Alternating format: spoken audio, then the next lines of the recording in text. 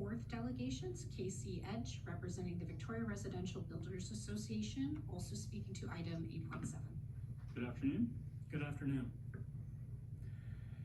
I'm Casey Edge, Executive Director of the Victoria Residential Builders Association.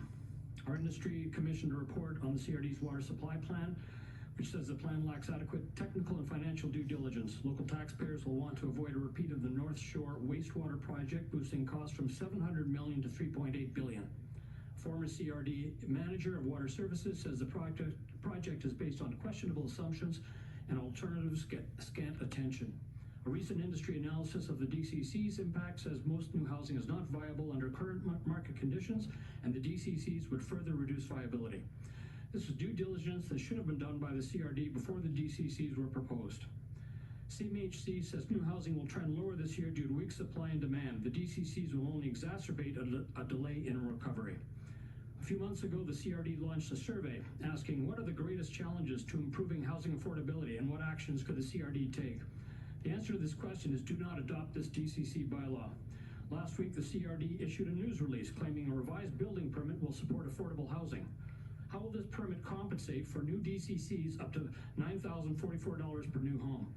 Last year, Victoria boosted DCCs 258%. A few years ago in Saanich, 180%. Central Saanich, 100%. Sooke, 98%. DCCs were intended for local upgrades adjacent to a development.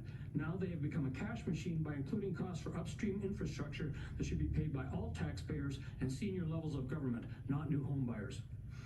I often hear the phrase growth must pay for growth. What about anti-growth municipalities paying for growth? Last year, more than 40% of the CRD's new housing was in 2 out of 13 municipalities, Langford and Colwood.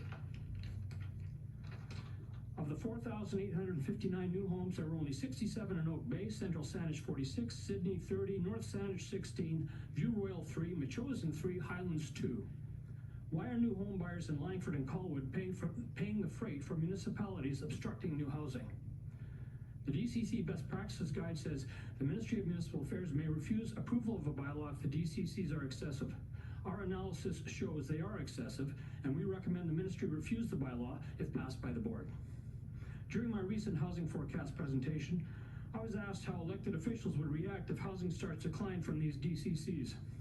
Considering spiraling government costs during my 25 years doing this job, I said most seem unconcerned.